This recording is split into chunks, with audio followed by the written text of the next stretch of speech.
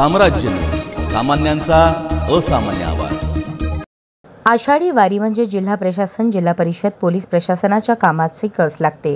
त्यातल्या त्यात नव्याने जिल्हाधिकारी, पोलीस अधीक्षक किंवा जिल्हा परिषदेचे मुख्य कार्यकारी अधिकारी असतील तर त्यांच्यासाठी ही वारी एक चॅलेंज आणि काम चांगले करण्याची पर्वणी असते।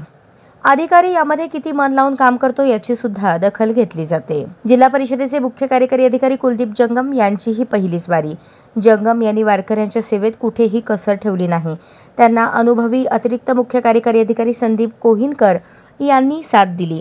कोहिनकर यांनी यापूर्वी पुणे जिल्ह्यात तसेच सोलापूर जिल्ह्यात 2 वाऱ्या केल्याचा दांडगा अनुभव त्यांना आहे।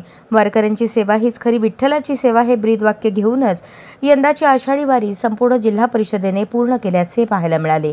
सीईओ जंगम यांच्या पत्नी डॉक्टर तेजस्विनी जंगम यासुद्धा वारीत सहभागी होऊन त्यांनी वारकरी माऊलींची सेवा केली। संत गजानन महाराज तसेच संत ज्ञानेश्वर महाराज यांच्या पालखीत त्या सहभागी झाल्या होत्या।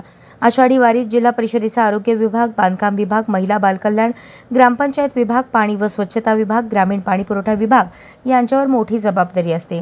आषाढी वारी दरम्यान सर्व संतांच्या पालखी मार्गावर भाविकांसाठी सुविधा उपलब्ध करून देण्याची मोठी जबाबदारी जिल्हा परिषद पार पडते। सीईओ कुलदीप जंगम यांनी प्रत्येक वारकऱ्यांशी स्वतः भेट घेऊन विचारपूस केली आणि त्यांच्याशी चर्चा केल्याचे पाहायला मिळाले। सोलापूर जिल्हा परिषदेने यावेळी वारकऱ्यांसाठी निवारा, मोबाईल चार्जिंग स्टेशन, लाईव्ह दर्शन, हिरकणी कक्ष, स्नानगृह, स्वच्छतागृह, प्रथमोपचार कक्ष, नियंत्रण कक्ष, चरण सेवा, उद्घोषणा कक्ष सुविधा दिल्या। याची दखल राज्याचे मुख्यमंत्री देवेंद्र फडणवीस यांनी घेतली। आपल्या भाषणामध्ये त्यांनी जिल्हा परिषदेच्या संपूर्ण टीमचे अभिनंदन केले।